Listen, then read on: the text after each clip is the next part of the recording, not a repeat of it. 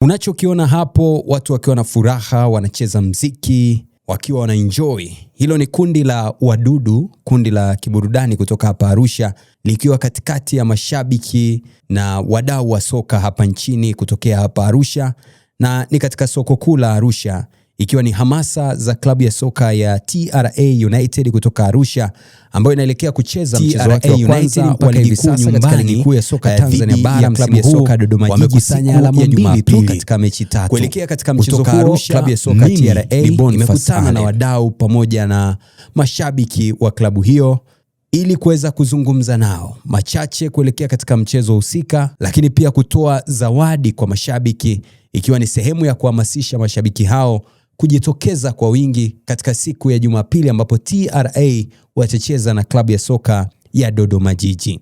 Afisa habari wa klabu ya soka TRA, Christina Mwagala, anazungumzia kile ambacho kimemfanya kutane na mashabiki wa klabu hiyo kuelekea katika mchezo huo. Na ndio maana jana tulizindua wiki ya shamba tukiwa na lengo na kuendelea kuja kuzungumza na Wanaarusha kama ambapo tupo hivi sasa, lakini pia kuweza kuambia kwamba mwaka huu timu yetu ya TRA tumesajili wachezaji wa kombe la dunia. Yaani wale mastaa wote wa kombe la dunia tulikuwa tunawashuhudia mwezi wa 6 mpaka wa 7.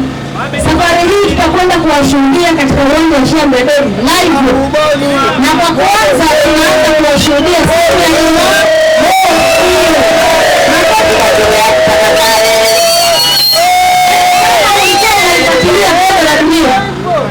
TRA Messi yupo.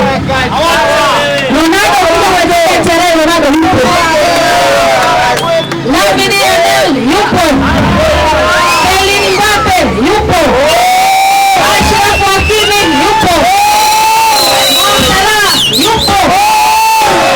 Hao wote ninawataja. Sadio Mane yupo. Huwezi kuwakuta kwenye timu nyingine yoyote.